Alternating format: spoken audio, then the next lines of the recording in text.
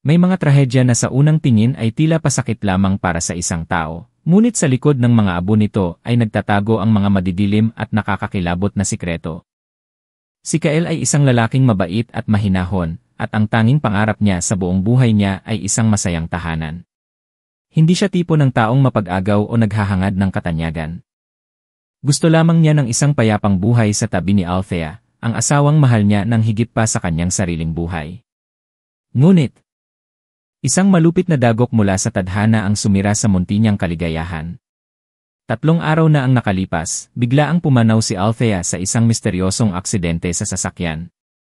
Isang malagim na banggaan ang kumitil sa kanyang buhay, nang hindi man lang siya nakapagpaalam. Gumuho ang buong mundo ni Kael. Hindi siya makapaniwala na ang asawa niyang kausap at katatawanan lang niya kahapon ay isa ng malamig na bangkay sa ilalim ng lupa. Isang nakakabinging katahimikan ang bumalot sa burol ni Althea. Ramdam na ramdam ni Kael ang mga matang mapanuri at puno ng kahulugan sa kanyang paligid. Si Manang Elena, ang matagal ng kasambahay, ay may ibinubulong na hindi niya maintindihan. Ang mga kamag-anak sa magkabilang panig ay hindi rin mapigilan ang pagbubulungan. Ngunit ang pinakapambihira sa lahat ay ang kilos ni Senora Isabela, ang kanyang biyenan. Hindi ito umiiyak. Walang bahid ng sakit ng isang inang nawalan ng anak. Tahimik lamang itong nakatayo, ang mukha ay seryoso na may isang nakakakilabot na katahimikan, at ang mga matay matatalim na tila may binabalak. Hindi siya nito inalo o nagsalita man lang tungkol kay Althea. Dahil dito, isang malamig na kaba ang gumapang sa puso ni Kael. Pagkatapos ng libing, lahat ay nagpayo sa kanya na lisanin na ang mansyon upang makalimot sa masasakit na alaala. Ngunit hindi ito magawa ni Kael. Hindi siya makaalis nang hindi nagpapaalam kay Senora Isabela.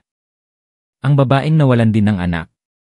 Pumasok siya sa opisina nito, ang lugar na itinuturing na sentro ng kapangyarihan ng babae, na may layuning magpasalamat at magpaalam, ngunit wala ito roon.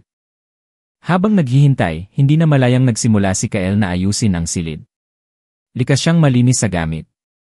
Ngunit ang simpleng kilos na ito ang nagbukas sa nakakakilabot na pinto ng nakaraan. Nang buksan niya ang isang drawer sa mesa, natigilan siya. Isang lumang litrato ang nakahalo sa mga papeles. Litrato iyon ni Ramon at Lilia Cruz, ang kanyang mga tunay na magulang, na matagal nang pumanaw dahil sa pagkalugi ng negosyo na nauwi raw sa pagpapakamatay. Ngunit ang nagpahirap sa paghinga ni Kael ay ang sulat sa likod ng litrato, patayin. Huwag kailanman patatawarin. Nagsimulang manginig ang kanyang mga kamay at bumilis ang kanyang paghinga. Bakit nasa opisina ng biyenan niya ang litratong ito? At higit sa lahat, ano ang ibig sabihin ng mga salitang iyon? Namatay ang kanyang mga magulang sa gitna ng kahirapan, naloko ang kanilang pamilya hanggang sa maubos ang lahat, at gumuho ang kanilang pinaghirapan.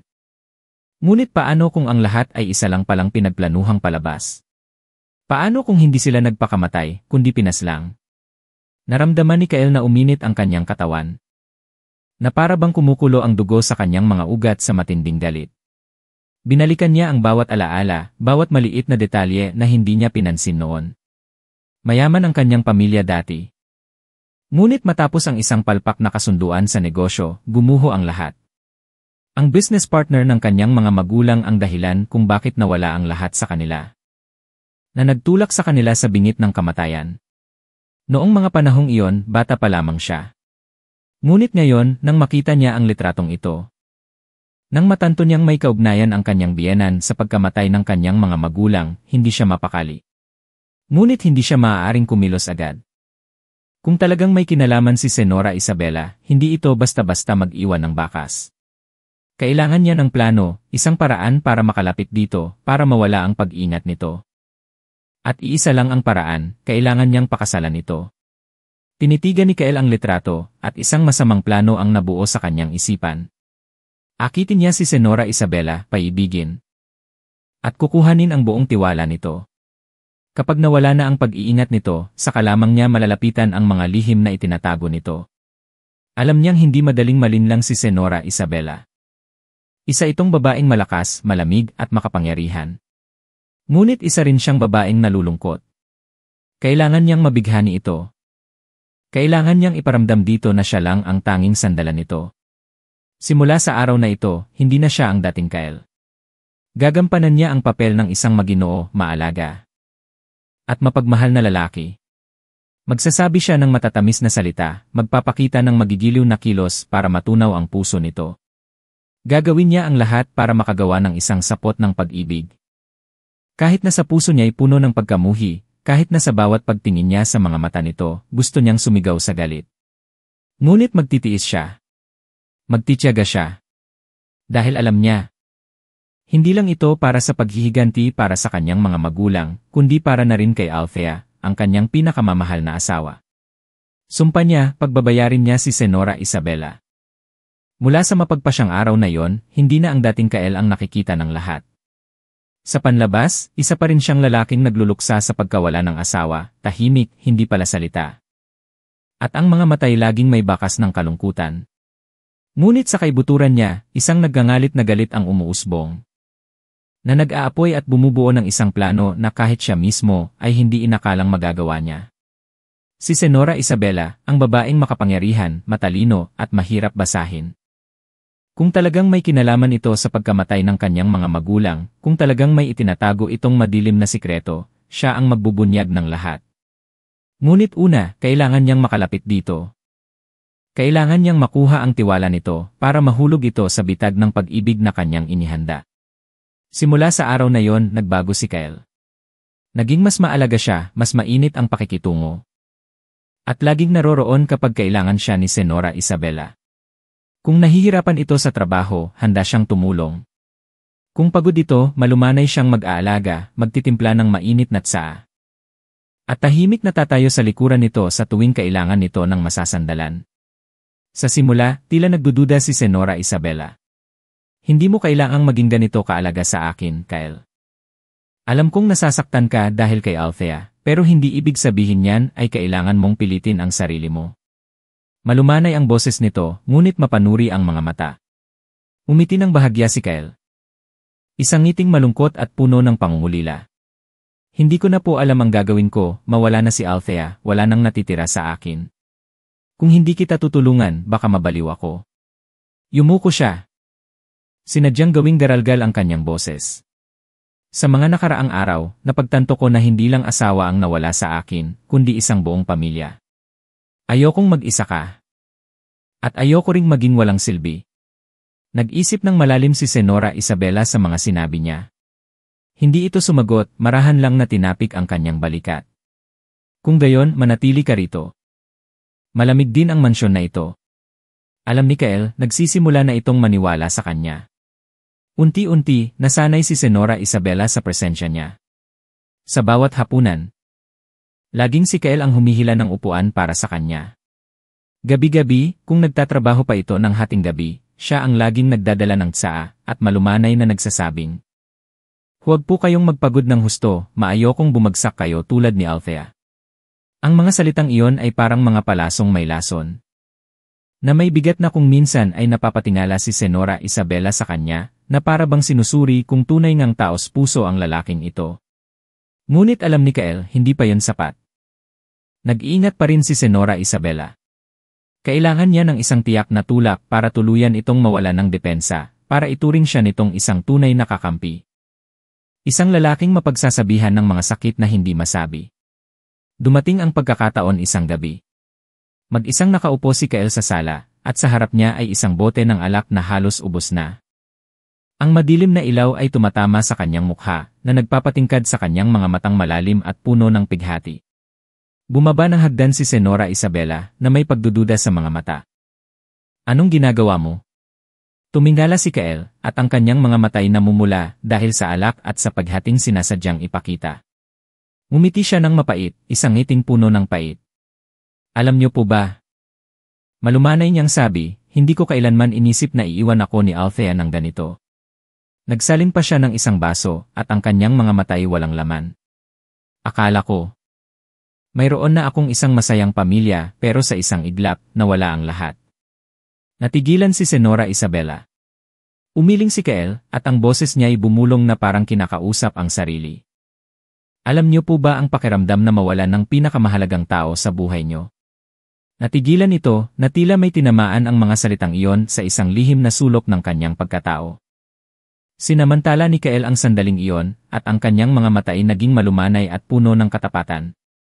Hinawakan niya ang kamay nito, isang kamay na mainit at matatag. Pareho lang tayong nag-iisa. Hindi po ba, ma? Dahan-dahan niyang hinigpitan ang hawak sa kamay nito, at bumulong na parang isang panalangin, pwede po ba kayong maging sandalan ko? Ang bulag na pag-ibig ay maaaring maging sanhi ng pagkawala ng katinuan ng isang tao. Alam iyon ni Kael. Nasaksihan niya ang pagbabago ni Senora Isabela. Ang babaeng makapangyarihan at maingat ay madali nang nahuhulog sa kanyang bitag. Ang bawat tingin nito sa kanya ay naging mas malambing. At ang bawat di sinasadyang pagdampi ng kamay ay may kaunting pananabik. At dumating din ang kanyang hinihintay. Isang hapon, tinitigan siya ni Senora Isabela. At ang mga mata nito'y puno ng damdamin. Kael, alam kong maraming hindi tatanggap sa bagay na ito, pero kung papayag ka, gusto kong maging opisyal na tayong dalawa. Hindi nagulat si Kael. Alam niyang darating ang araw na ito, ngunit kumirot pa rin ang kanyang puso. Umiti siya, isang perpektong ngiti na walang bahid ng kaplastikan. Hindi niyo na po kailangang magtanong. Lagi po akong nandito, at lagi akong mananatili sa tabi niyo. Mabilis na naganap ang kanilang kasal, ngunit walang bahid ng anumang pagpapala. Nagbubulungan ang mga kasambahay. At ang mga kamag-anak ay walang tigil sa pagsitsismis. Ano bang nangyari kay Kael? Paano niya nagawang pakasalan ang sarili niyang biyenan? Ang mga bulungan ay gumapang sa buong mansyon na parang mga hindi nakikitang patalim. Ngunit wala siyang pakialam. Pumasok na siya sa larong ito at hindi na siya maaaring umatras. Sa harap ng pari, tumayo si Kael sa tabi ni Senora Isabela. Dahan-dahang nagsalita ang pari, nang angako ka bang makakasama siya habang buhay, sa hirap man o sa ginhawa. Hinigpitan ni Kael ang kanyang mga kamay. At ang kanyang mga mata ay tumitig sa mukha ng babae. Sa isang saglit, nakita niyang nagliwanag ang mga mata nito, na parang isang babaeng muling natagpuan ang kanyang kabataan. Ngunit ang puso niya, matagal nang patay. Opo, padre. Ang buhay pagkatapos ng kasal ay nangyari ayon sa kanyang inaasahan. Buo na ang tiwala ni Senora Isabela, hinayaan siyang malayang pumasok sa kanyang opisina. At tingnan ang mga lumang dokumento. At doon na siya nagsimulang mag-imbestiga, simula sa mga matatandang katulong sa mansyon. Isang hapon, pinuntahan ni Kael si Manang Elena, ang matagal ng kasambahay. Naninirahan na ito roon mula pa noong bata si Althea. Kung may nakakaalam sa katotohanan tungkol sa nakaraan ni Senora Isabela, ito ay walang iba kundi siya. Pumasok si Kael sa kusina, ang kanyang tingin ay malumanay ngunit puno ng mali siya. Manang Elena, may gusto po sana akong itanong sa inyo. Naglilinis ito, ngunit biglang natigilan. Ano po iyon? Sir Kael. Hinila ni Kael ang isang upuan, umupo, at nagtimpla ng tsaa para sa matanda. Matagal na po kayo ritong nagtatrabaho, hindi po ba? Sigurado akong marami kayong alam tungkol sa pamilyang ito. Tumingin ito sa kanya, mapanuri ang mga mata. Ano po ang gusto ninyong malaman? Bumuntong hininga si Kael. At buong husay na isiningit ang emosyon. Mula noong mawala si Althea, pakiramdam ko ay may itinatagong sikreto ang pamilyang ito. Si Mahindi, si Senora Isabela isa siyang malakas na babae. Pero minsan, pakiramdam ko ay may kinakatakutan siya. Natahimik si Manang Elena at ang kanyang mga kamay ay humigpit sa hawak na basahan. Nagpatuloy si Kael, may alam po ba kayo sa nakaraan niya? Tungkol sa pamilya niya? Tungkol sa lolo ni Althea? Nagulat ang matanda sa tanong na yon. Bakit niyo po ito tinatanong? Yumuko si Kael at bumaba ang kanyang boses. Gusto ko lang pong maintindihan ang babaeng kasama ko ngayon. Matagal na nag-atubili si Manang Elena, ngunit sa huli, bumuntong hininga ito at nanginginig ang boses. Alam niyo po ba? Hindi siya tunay na anak ng matandang senor. Kumirot ang puso ni Kael. Hinigpitan niya ang kanyang kamao sa ilalim ng mesa at sinubukang panatilihing kalmado ang boses. Ano po ang ibig ninyong sabihin? Tumingin ito sa kanya at ang mga matay puno ng mga taon ng pagtitimpi. Si Senora Isabela ay ampon lamang.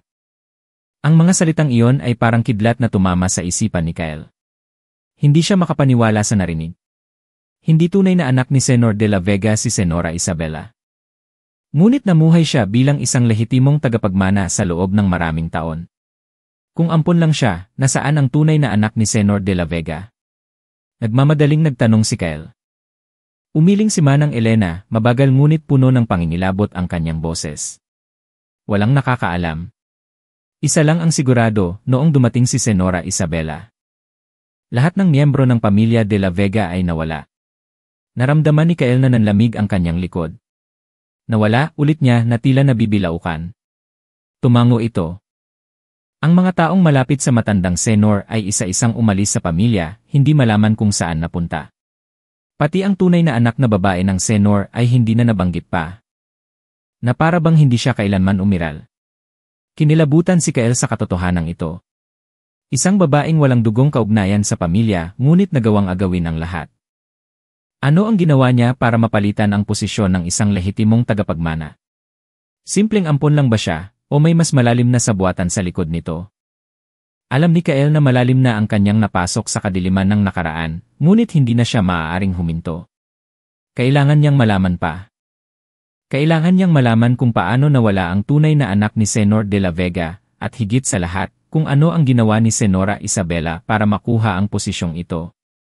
Dahan-dahang naglakad si Kyle sa dilim. Ang katahimikan sa loob ng mansyon ay nakakatakot. Tanging ang tunog lamang ng orasan ang umaalingaw-ngaw. Ang pakiramdam na ito ay katulad ng mga bangungot niya noong pagkabata, mga bangungot na inakala niyang nailibing na kasama ng pagkawala ng kanyang mga magulang. Ngunit ngayong gabi, mayroon siyang malinaw na kutob na ang mga misteryong iyon ay hindi kailanman nawala, itinago lamang ang mga ito sa likod ng malamig na mga pinto ng mansyon na ito. Mahigpit na nakasara ang pinto ng opisina ni Senora Isabela. Walang sinumang maaaring pumasok nang walang pahintulot niya. Ngunit ngayong gabi, uminom ito ng pampatulog. Isang ugali na kanyang naobserbahan. Ito na ang pagkakataon niyang alamin ang katotohanan. Huminga ng malalim si Kyle at hinawakan ang doorknob. Isang mahinang tiklik ang umalingaw-ngaw. Madilim ang silid, ngunit sanay na si Kyle sa dilim. Hindi niya binuksan ang ilaw, hinayaan lamang ang liwanag mula sa kalye na pumasok sa mga bintana. Na tumatama sa malalaking estante ng libro at sa ibabaw ng mesa. Kailangan niyang magmadali. Lumapit si Kyle sa kabinet ng mga dokumento sa likod ng mesa. Kung saan karaniwang itinatago ni Senora Isabela ang pinakamahalagang bagay. Kinapa niya ang bawat drawer, mabilis na tiningnan ang mga tumpok ng dokumento, mga kontrata sa negosyo. Ulat sa pananalapi, mga sulat walang kahina-hinala. Hanggang sa makita niya ang isang lumang folder, na ang papel ay naninilaw na sa paglipas ng panahon. Binuklat niya ito. Sa unang pahina pa lang, isang pangalan ang tumambad sa kanya. Ang kanyang mga magulang. Malinaw na nakasulat ang kanilang mga pangalan sa bawat pahina ng dokumento, na konektado sa isang malagim na kasunduan sa negosyo. Cruz Holdings. Direktor, Ramon Cruz at Lilia Cruz. Katayuan, bangkarota, lahat ng ari-arian ay kinuha. Dahilan ng pagkalugi, dahil sa maling kontrata sa pamumuhunan kay Carmela. Carmela. Ang pangalang iyon ay tila isang malamig na patalim na humiwa sa isipan ni Kyle. Hindi na niya kailangang hulaan pa. Iyon ang dating pangalan ni Senora Isabela. Isang panginginig ang gumapang sa kanyang likod. Tila umikot ang lahat at nabuo ang isang malupit na katotohanan na mahirap paniwalaan. Ang kanyang mga magulang ay dating kasosyo sa negosyo ng pamilya ng lolo ni Althea, mga kilalang negosyante. Ngunit si Senora Isabela mismo, ang babaeng kasama niya sa iisang bubong. Ang babaeng kapapakasal lang sa kanya, ang dahilan kung bakit nawala ang lahat sa kanila. Hindi ito isang ordinaryong pagkakamali sa negosyo, kundi isang planadong sabuatan. Pinaniwala niya ang kanyang mga magulang sa isang mapang-akit na kasunduan, unti-unting minanipula sila, at inilagay sa isang bitag sa pananalapi na walang labasan. Huli na nang matuklasan nila ito. Bangkarota ang kumpanya, nawala ang lahat ng ari-arian ng pamilya. At ang pinakamasakit, hindi nagpakamatay ang kanyang mga magulang tulad ng iniulat sa balita noon. Itinulak sila sa bingit ng kawalan hanggang sa wala na silang ibang pagpipilian. Nanginginig ang mga kamay ni Kyle habang binubuklat ang mga susunod na pahina. Sinubukan niyang humanap ng kahit kaunting pag-asa, ngunit bawat salita, bawat numero, bawat pulang selyo sa mga dokumento ay nagsasabing namatay ang kanyang mga magulang dahil sa babaeng ito. Nanigas ang kanyang buong katawan na parang nawalan ng lakas. Ang lahat ng mga imahe mula sa nakaraan ay bumalik na parang isang itim at puting pelikula. Naalala niya ang mga araw na masaya pa ang kanilang pamilya, noong magkahawak kamay pa at nagtatawanan ang kanyang mga magulang. Naalala niya ang maningning na mga mata ng kanyang ina. Ang mainit na kamay ng kanyang ama. Lahat ay nawasak. At ang salarin ay ang babaeng mahimbing na natutulog sa mansyon na ito, sa ilalim ng pangalang biyenan niya, at ngayon ay asawa na niya. Isang pangingilabot ang kumalat sa buong katawan ni Kyle. Huminga siya ng malalim ngunit hindi nito napawi ang apoy na nagliliyab sa kanyang puso. Bumigat ang kanyang paghinga. At ang kanyang mga mata ay nakatitig sa mga papel na hawak niya na para bang gusto niyang sunugin ang mga ito. Gusto niyang sumigaw, gusto niyang wasakin ang lahat. Ngunit alam niyang hindi pa niya ito magagawa. Dahan-dahan niyang ipinikit ang kanyang mga mata, sinubukang pigilan ang galit na nag-uumapaw, ngunit hindi niya makontrol ang kanyang mga kamay. Humigpit ang mga ito hanggang sa mamuti ang kanyang mga buko. Ang puot sa loob niya ay lalo pang lumaki. Nakaupo si Kyle sa kanyang silid, ang mga matay nakatitig sa kawalan. Pagkatapos ng gabing iyon, matapos malantad ang katotohanan tungkol sa kanyang mga magulang, hindi na siya makatulog. Libo-libong tanong ang umiikot sa kanyang isipan. Bakit naging ganoon kalupit si Senora Isabela? At kung nagawa niya yon sa kanyang mga magulang, paano naman si Althea? Biglang sumikip ang kanyang dibdib. Si Althea. Ang babaeng minahal niya ng buong puso, may alam kaya siya? Isang kaba ang nagtulak sa kanya. Kailangan niyang alamin. At walang mas angkop na lugar kundi ang silid ni Althea. Isang lugar na mula nang mawala siya, walang sinumang nangahas na galawin. Lahat ay nanatiling tulad noong nabubuhay pa siya. Ganoon pa rin ang silid, tahimik at nakakasakal. Na para bang huminto ang oras. Tumayo si Kyle sa gitna ng espasyong iyon, ang mga matay naglilibot. Hindi pa siya nakatuntong dito mula nang pumanaw si Althea, dahil sa sobrang sakit. At dahil natatakot siyang harapin ang katotohanang wala na talaga si Althea. Ngunit ngayon, habang unti-unting nabubunyag ang mga sikreto, alam niyang hindi na siya maaaring magtago pa. Huminto ang kanyang tingin sa vanity table, kung saan naroon pa rin ang bakas ng babaeng minahal niya. Isang suklay na may ilang hibla pa ng mahabang buhok, isang bote ng pabango na hindi pa ubos. Ngunit lalo lang siyang nasaktan sa mga bagay na ito. Iginilid niya ang kanyang kamay sa ibabaw ng mesa, at may naramdaman siyang nakausli. Isang maliit na susi. Biglang bumilis ang tibok ng kanyang puso, malakas ang kutob niyang may mabubuksan itong sikreto na itinago ni Althea. Iginuhit ng kanyang mga mata ang silid at huminto sa isang kahoy na aparador sa gilid ng pader. Isang maliit na drawer ang nakakandado. Walang pag-aalinlangan, ipinasok niya ang susi. Kumabog ang kanyang dibdib nang marinig ang tiklik. Dahan-dahang bumukas ang drawer, at sa loob ay may isang maliit na lumang kahon. Kinuha niya ito. At bahagyang nanginig ang kanyang kamay nang buksan ito. Sa loob ay isang talaarawan. Binuklat niya ang unang pahina. At biglang nanikip ang kanyang paghinga nang makita ang pamilyar na sulat kamay ni Althea. Walang kakaiba sa mga unang sinulat, ngunit habang nagbabasa siya, may naramdaman siyang hindi tama. Nabuhay ako ng 27 taon nang hindi alam ang katotohanan tungkol sa sarili ko. Nanlaki ang mga mata ni Kyle. Nagpatuloy siya sa pagbuklat at bawat salita ay parang sumisigaw sa kanya. Lagi kong pinaniwalaan na siya ang tunay kong ina. Ngunit hindi. Lahat ay isang perpektong palabas. Kumabog ng malakas ang kanyang puso. Hindi ako anak ni Senora Isabela. Anak ako ng ibang tao. Naramdaman ni Kyle na umikot ang kanyang paningin. Hinigpitan niya ang hawak sa talaarawan, halos hindi makapaniwala sa nabasa. Hindi siya ang tunay kong ina. Siya ang pumatay sa aking ina. Pinatay niya ang buong pamilya ng lolo ko para makuha ang kanilang yaman. Ang mga salitang iyon ay parang martilyo na direktang tumama sa isipan ni Kyle, na naging sanhi upang mapaupo siya. At ang kanyang mga kamay ay humigpit hanggang sa mamuti ang mga buko. Sinubukan niyang huminga ng malalim, ngunit pakiramdam niya ay biglang numipis ang hangin sa paligid. Si Althea. Ang asawang pinakamamahal niya, na inakala niyang may payapang pagkabata, ay lumaki pala sa isang kasinungalingan. Nagpatuloy siya sa pagbabasa. At bawat salita ay parang patalim na humihiwa sa kanyang puso. Napakalaking katangahan ko na pagkatiwalaan siya. Ngunit ngayon alam ko na. At hindi ko hahayaang ipagpatuloy niya ang pagtatago ng katotohanan. Ipinikit niya ang kanyang mga mata, at nanginig ang kanyang mga kamay ng matantong ito ang dahilan kung bakit pinatay si Althea.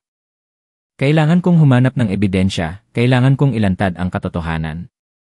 Hindi ko maaaring hayaan siyang mamuhay ng payapa matapos ang lahat ng ginawa niya. Nanikip ang lalamunan ni Kyle. Naiisip niya ang eksena kung saan si Althea, nakaupo sa silid na ito, tahimik na isinusulat ang mga salitang ito na may mga matang puno ng sakit.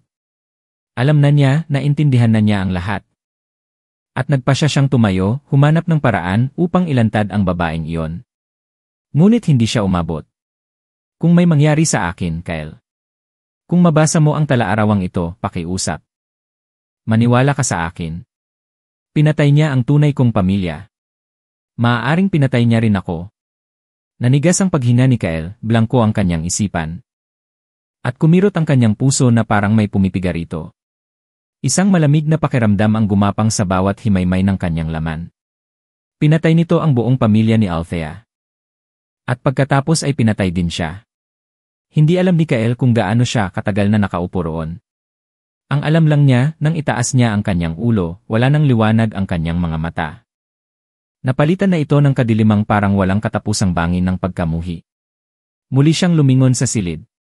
Dito dating nanirahan si Althea, dito siya tumawa at inagaw ni Senora Isabela ang lahat. Umusbong ang matinding galit, ngunit hindi niya maaaring hayaang lamunin siya ng emosyon. Huminga ng malalim si Kyle, pinigilan ang sarili na mawalan ng kontrol. Kung gusto niyang pabagsakin ang babae, kailangan niya ng higit pa sa galit. Kailangan niya ng ebidensya, ng plano, ng paraan para tuluyan itong bumagsak. Ibinalik niya ang talaarawan sa kahon. At ikinandado muli ang drawer. Nang tumayo siya, nagbago na ang kanyang tingin. Ngayong gabi, muli siyang papasok sa opisina ni Senora Isabela. Nag-iwan si Althea ng isang mahalagang bakas. Ang mga dokumento sa opisina ay maaaring ang huling susi upang ilantad ang salarin. Akala ng babae, nabura na niya ang lahat ng bakas, ngunit nagkamali siya. Pagbabayarin siya ni Kyle. Nagsimulang maramdaman ni Kyle ang pagbabago sa pakikitungo sa kanya ni Senora Isabela. Kung dati malambing at nagtitiwala ito, ngayon ay mas matalim at mapanuri na ang mga tingin nito. Sa tuwing aalis siya ng silid o mag-isa, tila nagtatanong ito nang walang mali siya, ngunit iba na ang tono. Mas naging halata ang pag-iingat nito. At lahat ng kanyang hinala ay naging totoo isang gabi. Nang hindi sinasadyang dumaan siya sa pasilyo at may narinig na kahina-hinalang usapan mula sa isang madilim na sulok.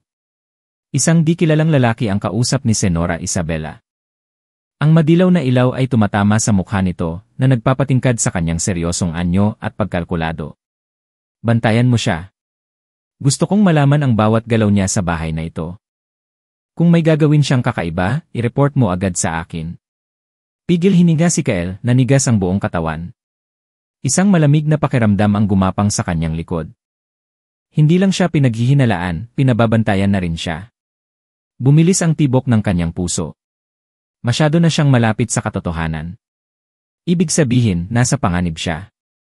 Nang gabing iyon, hindi makatulog si Kyle. Ang pakiramdam na binabantayan ay nagdulot ng tensyon sa kanyang buong katawan. Nakahiga siya sa kama, bahagyang nakapikit. Ngunit ang kanyang mga tainga ay nakikinig sa bawat maliit na tunog. At tulad ng inaasahan niya, dahan-dahang bumukas ang pinto ng kanyang silid. Isang mahinang tunog ang umalingaw-ngaw. Sa sumunod na segundo, isang malamig na kamay ang humigpit sa kanyang leg.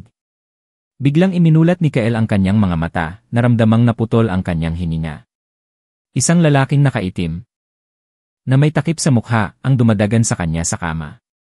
Napakalakas ng pagkakasakal na halos manhid na ang kanyang buong katawan. Nagpumiglas siya, sinubukang alisin ang kamay nito. Ngunit lalo lang itong humigpit. Nanlabo ang kanyang paningin, hindi na makapasok ang hangin sa kanyang mga baga. Isang segundo na lang, mamamatay na siya sa sakal. Ngunit nanaig ang kanyang instinct na mabuhay. Sa bingit ng kamatayan, inabot ni Kyle ang lampara sa kanyang mesa, at buong lakas na ipinalo sa ulo ng umaatake. Isang malakas na blood ang umalingaw-ngaw. Nataranta ito at lumuwag ang pagkakasakal. Agad na gumulong si Kyle at sinipa ito ng malakas sa dibdib, dahilan upang bumagsak ito sa sahig. Bahagya itong umungol, ngunit hindi sumuko. Sa madilim na liwanag, nakita ni Kael ang isang kumikinang na patalim sa kamay nito. Walang oras para mag-isip, tumalon si Kael mula sa kama. At naiwasan ang unang saksak. Ngunit mabilis itong tumayo at iwinasiwas ang pangalawang saksak na dumapli sa kanyang braso at nag-iwan ng isang duguan na guhit. Kumirot ang sakit. Ngunit hindi ito pinansin ni Kael. Sinipa niya ang kamay nito at nahulog ang patalim sa sahig. Bago pa ito makaganti, dinampot niya ang patalim, itinutok ito sa kanya. At bumaba ang boses na puno ng pagbabanta, "Sino ka?" Hindi sumagot ang salarin, malamig ang kanyang mga mata. Sa gitna ng katahimikan, isang tunog ang umalingaw-ngaw mula sa pasilyo. Ang tunog ng mga takong na dahan-dahang tumutunog sa sahig. Si Senora Isabela. Nakatayo ito sa harap ng pinto, na may kalmadong itsura na nakakatakot. Nakatitig ang mga mata nito sa eksena sa loob ng silid, ngunit walang bahid ng pagkagulat o takot.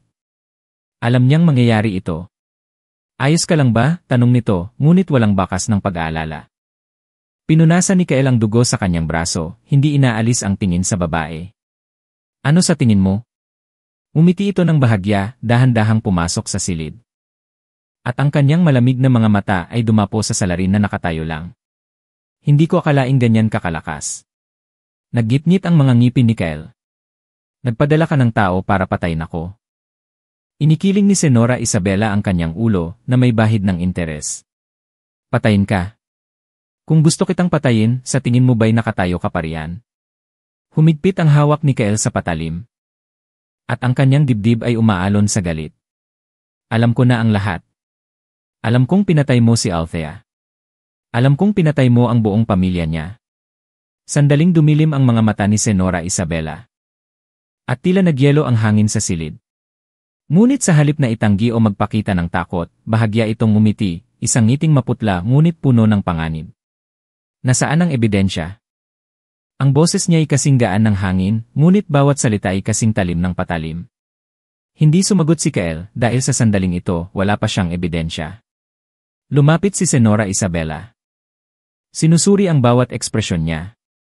"Kael, akala mo ba ganoon kasimple ang lahat? Akala mo ba, sa kaunting bakas na nahanap mo ay mapapabagsak mo na ako? Kung gusto mo talaga akong kalabanin, dapat mong maintindihan ang isang bagay." Yumuko ito, inilapit ang bibig sa kanyang tainga, at bumulong ng sapat lang para marinig niya, "Hindi lang ako ang kailangan mong harapin." Isang malamig na kuryente ang gumapang sa likod ni Kael. Umatras siya, at ang kanyang mga mata ay sinalubong ng mapanghamong tingin nito. Isang ideya ang pumasok sa kanyang isipan. Hindi ito nag-iisa. May isang kapangyarihan sa likod niya, at marahil ay mas mapanganib pa kaysa sa inaakala niya. "May dalawa kang pagpipilian," dahan-dahang sabi ni Senora Isabela. Hindi inaalis ang tingin sa kanya. "Una, mamuhay bilang isang masunuring asawa at kalimutan ang lahat ng nakita mo. O pangalawan." Hindi nito tinapos ang sasabihin, ngunit naintindihan ni Kael. Kung ipagpapatuloy niya ang investigasyon, kamatayan ang haharapin niya. Ngunit hindi siya natatakot. Tinitigan niya ng diretsyo ang mga mata nito. At bawat salita ay lumabas sa pagitan ng kanyang mga ngipin, "Pumatay ka ng tao. Akala mo ba maitatago mo iyan magpakailanman?" Bahagyang nagkibit balikat si Senora Isabela. "Hindi ko kailangang magtago. Kailangan ko lang na matakot ka." Tumalikod dito at sinenyasan ang salarin na umalis. Pagdating sa pinto, huminto ito at muling tumingin sa kanya. "Kael, sana'y hindi ka gumawa ng bagay na pagsisisihan mo." Nagsara ang pinto. Naiwan si Kael sa dilim, ang kanyang dibdib ay umaalon pa rin sa galit. Ngayon, sigurado na siya sa isang bagay. Ang laban na ito ay hindi lamang sa pagitan nilang dalawa. May isa pang puwersa na kumikilos sa dilim. At kung gusto niyang pabagsakin ang babae, kailangan niyang maging mas malakas. Binalot ng kadiliman ang mansyon. Mula ng gabing tangkain siyang paslangin, hindi na mapakali si Kael. Ramdam niya ang bawat peres ng matang nakamasid sa kanya, bawat mahinang yapak sa pasilyo. Bawat pigil na hininga sa tuwing dadaan siya sa isang madilim na sulok. Pakiramdam niya'y isa siyang biktima sa isang larong kamatayan, at hindi lang isa ang nangangaso sa kanya. Alam niyang hindi kayang itago ni Senora Isabela ang lahat ng krimen niya sa loob ng maraming taon. Mayroon dapat na nasa likod niya, isang taong tumulong sa kanyang manipulahin ang lahat.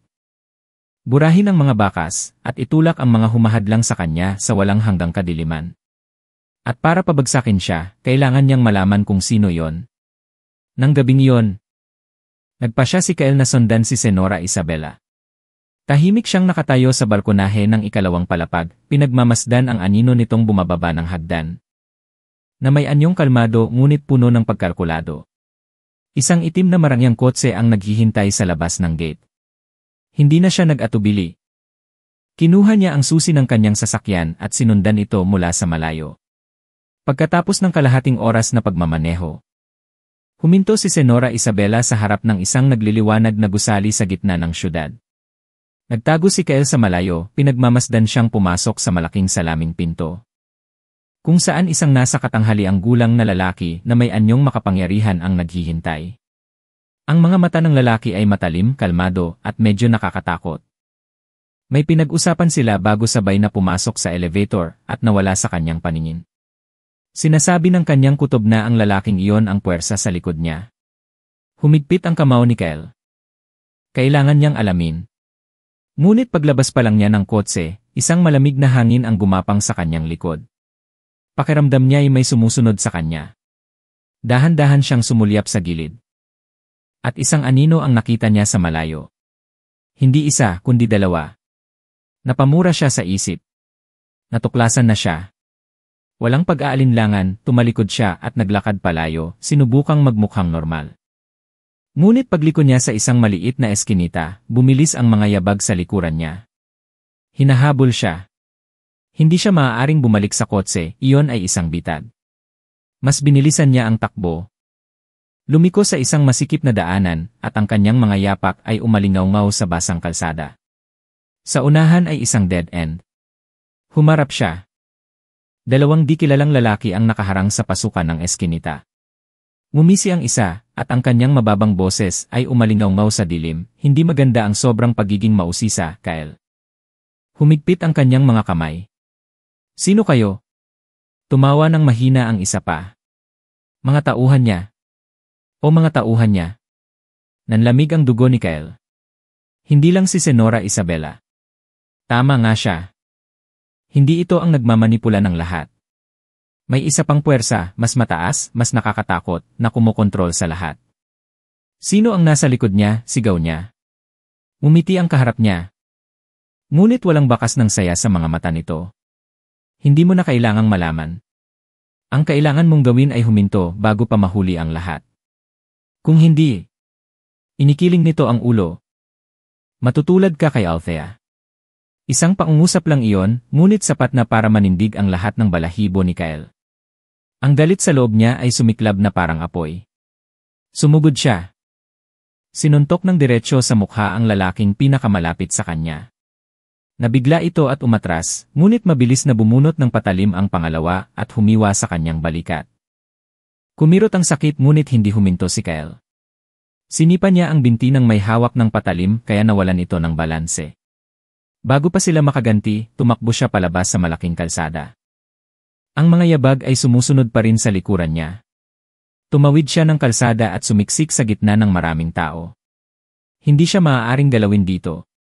Tiniis niya ang sakit, nagpatuloy sa paglakad. At sumanib sa agos ng mga tao, alam na nakaligtas siya sa bingit ng kamatayan. Ngunit wala na siyang oras. Pinupuntirya na siya. Gusto siyang patayin. Ang sinabi ng lalaki kanina ay umalingaw-ngaw sa kanyang isipan, huminto bago pa mahuli ang lahat. Ibig sabihin, kung magpapatuloy siya, hindi na lang sila basta magmamasid, kikilos na sila. Tumingin si Kael sa kanyang kamay, kung saan tumutulo pa rin ang dugo mula sa sugat, ngunit hindi siya nakaramdam ng sakit, puro puot lang ang nararamdaman niya. Sino siya? Sino ang lalaking nakipagkita kay Senora Isabela? At bakit takot na takot ito sa kanya? Kailangan niya ng sagot. At alam niya para mapabagsak si Senora Isabela. Kailangan muna niyang harapin ang taong nasa likod nito. Alam ni Kael na hindi na siya maaaring maging pasibo. Kung maghihintay lang siya, hahanap at hahanap ng paraan si Senora Isabela para patayin siya. Nagpadala na ito ng mga espiya, nag-utos na paslangin siya, ngunit lahat ay nabigo. Oras na para siya naman ang kumilos. Kung gusto niyang pabagsakin ito, kailangan niya ng pinakamahalagang bagay, ebidensya. Hindi lang mga hinala o ang talaarawan ni Althea, kundi isang pag-amin mula mismo sa bibig nito. Nag-isip siya buong gabi. Hindi niya maaaring direktang pilitin itong umamin. Hindi ito tanga. Kailangan niyang hayaan itong magkamali ng kusa. At isang plano ang sumagi sa kanyang isipan. Gagawin niyang mawalan ito ng kontrol para ito mismo ang umamin sa mga kasalanan nito. Kinabukasan, sinadya ni Kael na magpakita sa hapagkainan habang nag-aalmusal si Senora Isabela. Kalmado pa rin ang kanyang mukha, ngunit ang kanyang boses ay puno ng pahiwatig.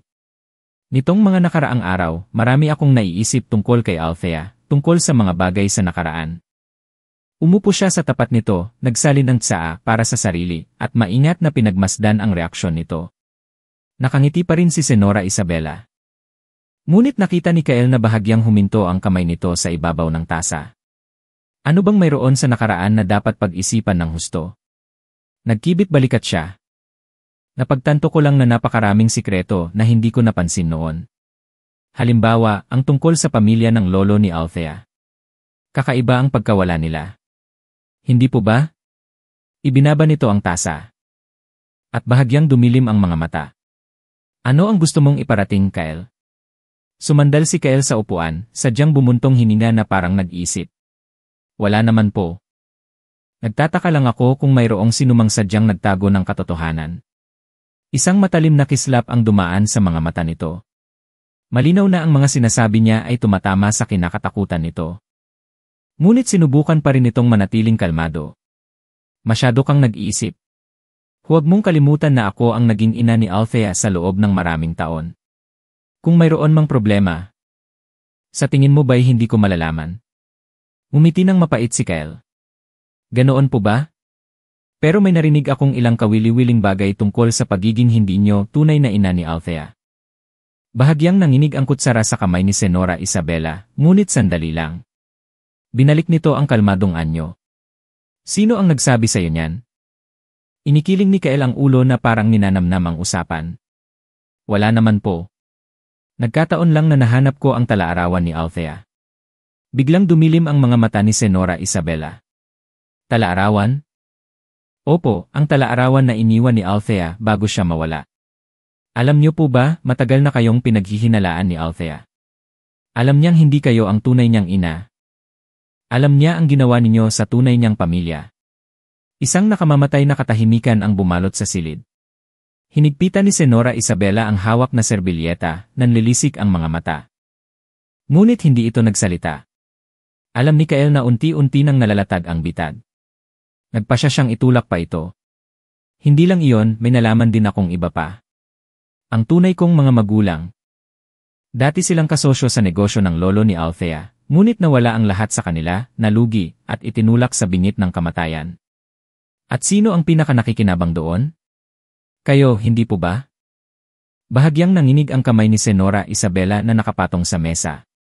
At na para bang napansin ang sariling kaba, itinaas nito ang ulo at ang mga mata ay kasing talim ng patalim. Pinagbibintangan mo ba ako? Hindi agad sumagot si Kael. Kinuha niya ang tasa at humigop bago dahan-dahang nagsalita, hindi po. Hindi ko kayo pinagbibintangan. Gusto ko lang malaman kung ano ang ginawa ninyo para makuha ang posisyong ito. Muling naghari ang katahimikan. Tila nagyelo ang hangin sa silid. Ngunit sa pagkakataong ito, malinaw na nakita ni Kael ang tensyon sa mukha nito.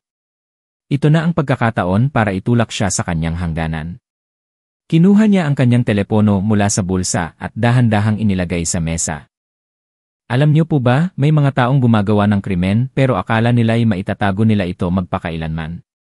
Ngunit isang araw, sila mismo ang hindi sinasadyang aamin sa lahat. Dahan-dahan siyang nagsalita, nakatitig ng diretsyo kay Senora Isabela. Nagninga sa panganib ang mga mata nito. Sa tingin mo ba'y mahuhulog ako sa bitag mo? Ngumiti si Kael, hindi itinatanggi. Nagtagal ang katahimikan sa pagitan nila hanggang sa dahan-dahang sumandal si Senora Isabela, at ang kanyang boses ay bumaba na puno ng panganib. Kael, masyado ka ng maraming alam. Pinanatili niya ang kanyang ekspresyon, ngunit sa loob niya'y nakahinga siya ng maluwag. Bumagsak na ang bitad. Umamin na ito. Hindi man direkta. Ngunit sapat na para patunayang mayroon itong itinatago. Dahan-dahang hinawakan ni Kael ang telepono, lahat ay nai-record na. Ngunit sa mismong sandaling iyon, biglang tumayo si Senora Isabela. Tapos na ang laro, Kael. Bumukas ang pinto. Pumasok ang dalawang di kilalang lalaki. Agad silang nakilala ni Kael, sila ang mga umatake sa kanya noon. Mabilis niyang kinuha ang telepono. Ngunit sumugod ang isa sa kanila, hinawakan ang kanyang pulso at pinilipit ito ng malakas. Nahulog ang telepono sa sahig. Sa marangyang mansyon, ang tunog ng mga baso ay humahalo sa masayang tawanan. Ang handaan ng pamilya ay kasing ganda ng dati, ngunit may kakaiba sa hangin ngayon. Ang mga makapangyarihang panauhin mula sa alta sosyedad ay naroroon, lahat ay nagpapakita ng paggalang kay Senora Isabela, ang babaeng nagtayo ng isang malaking imperyo sa pananalapi. Isang taong hindi matinag sa loob ng maraming taon. Ngunit hindi nila alam na ngayong gabi, babagsak ang kanyang kaharian. Pumasok si Kael, nakasuot ng maayos na itim na suit. May bahagyang ngiti sa labi, ngunit ang kanyang mga mata ay matalim at puno ng pagkalkulado. Hindi na siya ang mabait at sunod-sunurang manugang ni Senora Isabela. Narito siya para saksihan ang kanyang katapusan. Nakaupo si Senora Isabela sa gitna, ang mukha ay kalmado pa rin at makapangyarihan. Nang makita niya si Kael, bahagya lang itong ngumiti. Sa wakas, dumating ka na. Dahan-dahan siyang lumapit, nagsalin ng alak para sa sarili, at hindi inaalis ang tingin sa babae. Siyempre naman po. Paano ko naman palalampasin ang isang espesyal na gabing tulad nito? Inikiling nito ang ulo na may halong pang-aasar. Hindi ka pa rin sumusuko. Humigop ng alak si Kael at mumiti ng mapait. Hindi ko kailanman inisip ang sumuko. Tumawa ng mahina si Senora Isabela. Sa tingin mo ba'y kaya mo akong labanan, Kael? Hindi mo pa ba napagtatanto? Hindi ako ang tipo ng taong madaling pabagsakin. Ibinaba niya ang baso sa mesa at ang kanyang mga matay nanlilisik. Tama ka. Hindi kita kayang pabagsakin. Pero may ibang kayang gawin yon. Sa sumunod na segundo, isang serye ng mga yapak ang umalingaw-ngaw mula sa labas. Bumukas ang pinto ng mansyon. Isang grupo ng mga pulis na nakauniporme, may mga baril, ang mabilis na pumasok. Sunod-sunod ang malalakas at tiyak na sigaw, "Pulis! Huwag kayong kikilos!" Senora Isabela, arestado ka sa salang pagpatay, financial manipulation, at iba pang krimen. May karapatan kang manahimik. Biglang naging magulo ang party. Ang takot ay mabilis na kumalat sa mga tao. Ang mga makapangyarihang panauhin na kanina'y humahanga sa kanya, ngayoy umatras na tila takot madamay. Ang ilan ay tumingin kay Senora Isabela na may takot, na para bang ngayon lang nila nakita ang tunay niyang pagkatao. Nakaupo pa rin si Senora Isabela, walang bakas ng pagkataranta. Ngunit nakita ni Kael na humigpit ang pagkakahawak nito sa braso ng upuan. Dahan-dahan, itinaas niya ang tingin sa hepe ng mga pulis, bago ibinaling ang tingin kay Kael. Ang boses niya ay mababa ngunit puno ng panganib, "Kael, anong ginawa mo?" Lumapit siya, yumuko para tingnan ito, at ang kanyang mga matay kasing lamig ng yelo. "Wala akong ginawa. Tinulungan ko lang kayong pagbayaran ang mga ginawa niyo." Tumawa ito, isang ngiting may halong pait. "Kung gayon inihanda mo na ang lahat." Tumango siya. "Akala niyo po ba nabura niyo na ang lahat ng bakas? Pero may nakalimutan kayo. Sa mundong ito, walang sikretong hindi nabubunyag." Tinitigan siya ni Senora Isabela bago dahan-dahang tumayo. Gulat pa rin ang lahat, walang nangahas magsalita. "Kael." Naging malalim ang boses nito, halos bumubulong, "Sa tingin mo ba'y dito na nagtatapos ang lahat?" Tinitigan niya ito ng diretsyo. "Hindi. Alam kong may isa pang nasa likod ninyo. Pero kayo, tapos na ang pagkakataon nyo." Lumapit ang pulis, kinuha ang posas, at tiyak na sinabi, "Senora Isabela, arestado ka sa utos ng korte. Halika na." Sandaling katahimikan. Pagkatapos ay inilahad nito ang kanyang mga kamay, hinayaang posasan. Walang pagtutol, walang pagpupumiglas. Ngunit ang kanyang mga mata ay may nakakatakot pa ring hamon. Nang dalhin siya palapit kay Kael, bahagya itong yumuko at bumulong ng huling pangungusap, "Akala mo ba nanalo ka na? Hindi ka niya titigilan." Hindi sumagot si Kael, tahimik lang na pinanood ang anino nitong hinihila palabas ng mansyon. Nakatayo pa rin ang lahat sa party, maputla ang mga mukha. Alam niya kung ano ang iniisip nila. Kung ang isang tulad ni Senora Isabela ay maaaring bumagsak, sino ang susunod? Nang gabing iyon, umalis siya sa mansyon, lumabas sa malamig na hangin ng gabi. Ngunit pagdating niya sa parking lot, isang mababang boses ang umalingaw sa likuran niya, magaling. Pero hindi pa tapos ang laro. Biglang lumingon si Kyle. Isang lalaking nakaitim na suit ang nakatayo sa harap niya, ang mga matay matalim at puno ng kapangyarihan. Nakilala niya ito, siya ang nakipagkita kay Senora Isabela noon. Sa wakas, nagpakita na ang tunay na nasa likod ng lahat. Malamig ang hangin ng gabi, ngunit hindi na ito nararamdaman ni Kyle. Sa labas ng tarangkahan ng mansyon na sumaksi sa pagbagsak ni Senora Isabela. Kaharap niya ang misteryosong lalaki, ang taong matagal na niyang pinaghihinalaan, ngunit hindi pa niya direktang nakaharap. Nakatayo ito sa harap niya, kalmado, at ang mga matay nakakatakot sa talim. Isang tunay na makapangyarihang tao. Magaling ang ginawa mo, Kyle. Hindi sumagot si Kyle, mapagmatsyag ang kanyang tingin. Alam niyang hindi pa tapos ang laro.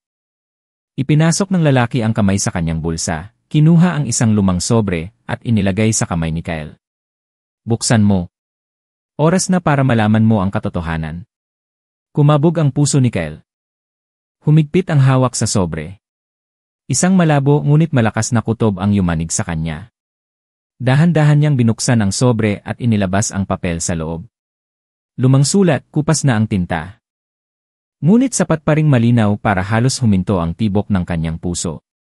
Papeles ng pag-aampon. Natigilan siya. Ang pangalan niya. Sa ilalim ay ang pangalan ng kanyang mga umampong magulang. Na lagi niyang pinaniwala ang tunay niyang mga magulang. Hindi.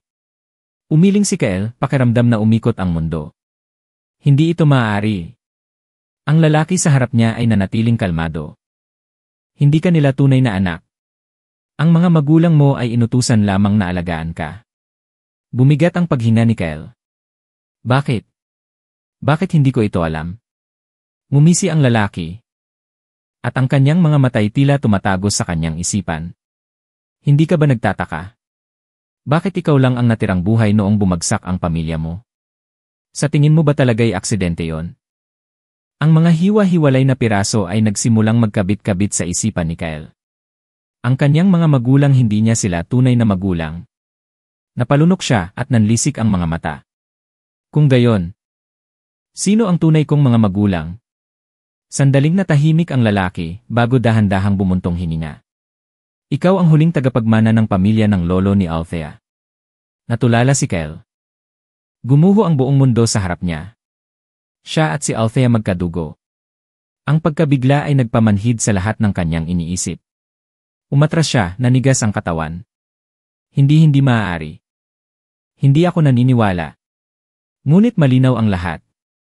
Si Althea ay anak ng kapatid na babae ng kanyang lolo. At ikaw ang natitirang anak ng panganay na lalaki, sabi ng lalaki. Bawat salita ay parang patalim na tumutusok sa isipan ni Kyle. Kayong dalawa ang tunay na tagapagmana ng pamilyang winasak ng mga kamay ni Senora Isabela. Nanginig ang buong katawan ni Kyle. Ang nakaraang lagi niyang hinahanap, ang katotohanang gusto niyang malaman, lahat ay isang malupit na laro lamang. Kung gayon, ngumiti siya ng mapait at ang kanyang boses ay nanginginig. Pinatay niya ang buong pamilya ko dahil sa akin. Tumango ang lalaki. Dahil kung mabubuhay ka, maaari mong bawiin ang lahat. Maaari mo siyang pabagsakin. At ngayon, nagawa mo na. Tumawa si Kyle. Ngunit isang tawang puno ng sakit. Pero hindi ko nailigtas si Althea. Pinagmasdan siya ng lalaki sandali, bago dahan-dahang nagsalita. Ngayon, may pagpipilian ka, Kyle. Tumingala siya. Ang mga matay puno ng apoy ng galit. Anong pagpipilian? Lumapit ang lalaki, at ang kanyang mga matay naging mas matalim. Nawasak na ang iyong angkan. Ang yaman ng lolo ni Althea ay dapat na sayo. Ngunit hindi nag-iisa si Senora Isabela. May iba pang nasa likod na tumulong sa kanyang itago ang krimen. Kung gusto mong makuha ang hustisya, kailangan mong ipagpatuloy ang laban na ito. Hinigpitan ni Kyle ang kanyang kamao, bumaon ang mga kuko sa kanyang palad, ngunit hindi siya nakaramdam ng sakit. Sino? Sino ang nasa likod ng lahat? Ngumisi ang lalaki at ang kanyang mga matay nanlamig. Hindi mo naman siguro inakalang kayang itago ni Senora Isabela ang lahat sa loob ng maraming taon, hindi ba? May isang malaking korporasyon sa likod niya.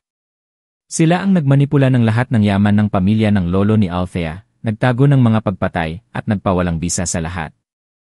Huminto ito sandali. At nagpatuloy, at ngayon, ikaw ang pinupuntirya nila. Isang malamig na kuryente ang gumapang sa likod ni Kyle.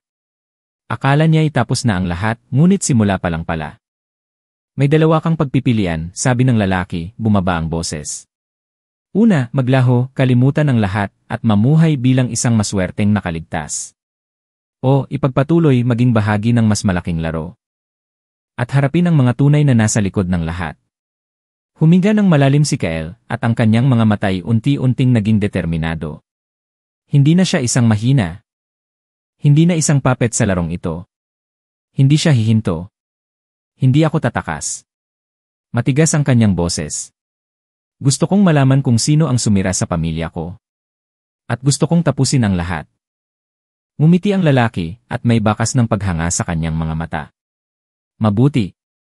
Tumalikod dito, ngunit bago umalis, may huli pa siyang sinabi, maligayang pagdating sa tunay na laban, Kyle. Naniniwala ako na ang buhay kung minsan ay isang malupit na laro ng chess, kung saan ang mga malalakas ay hindi laging mabuti, at ang mga mahihina ay hindi laging kaawa-awa. Ang kwento ni Kyle ay isang patunay dito. Isang mabait na lalaking nawalan ng asawa, ngunit natuklasan na ang buong buhay niya ay bahagi lamang ng isang mas malaking sabuatan. Hindi lang niya nawala ang taong mahal niya, kundi natanto rin na ang kanyang pamilya, nakaraan, at pagkatao ay inilibing ng mga taong sakim at masama. Ang natutunan ko sa kwentong ito ay maaaring itago ang katotohanan, ngunit hindi ito kailanman maglalaho. Ang mga naghahasik ng kasamaan ay maaaring takpan ang kanilang mga gawa sa dilim. Ngunit sa huli, ang liwanag ng hustisya ay laging hahanap ng paraan upang ibunyag ang lahat ng sikreto. Nasaktan si Kyle, nawalan, ngunit hindi niya piniling umatras. Hindi niya hinayaang manatiling biktima, sa halip ay tumayo siya upang harapin ang katotohanan at ilantad ang mga nasa likod ng trahedya ng kanyang buhay. At naniniwala ako na iyon ang pinakamahalagang aral sa kwentong ito. Sa buhay, may mga pagkakataong mararamdaman mong itinutulak ka sa pader, niloloko. At tinatraidor ng mga taong pinagkakatiwalaan mo. Ngunit huwag hayaang lamunin ka ng dilim. Ang katotohanan ay laging mananaig. Ang hustisya ay maaaring maantala, ngunit darating ito. Ang mahalaga ay kung mayroon ka bang sapat na tapang para hanapin ito. Hindi lang ipinaghiganti ni Kyle ang kanyang pamilya, hindi lang niya inilabas ang mga salarin sa liwanag. Kundi natagpuan din niya ang kanyang tunay na sarili. Ngunit ang kabalintunaan, noong akala niyang tapos na ang lahat, doon niya nalaman na nagsisimula pa lang ang tunay na laban. Ganyan ang buhay. Kapag akala mo'y naintindihan mo na ang lahat, muli kang gugulatin ng katotohanan. Kung nagustuhan niyo ang kwentong ito, paki-like, share. At mag-subscribe sa YouTube channel na Dingi upang patuloy na makasama sa mga kwentong tulad nito na puno ng drama, kahulugan, at damdamin.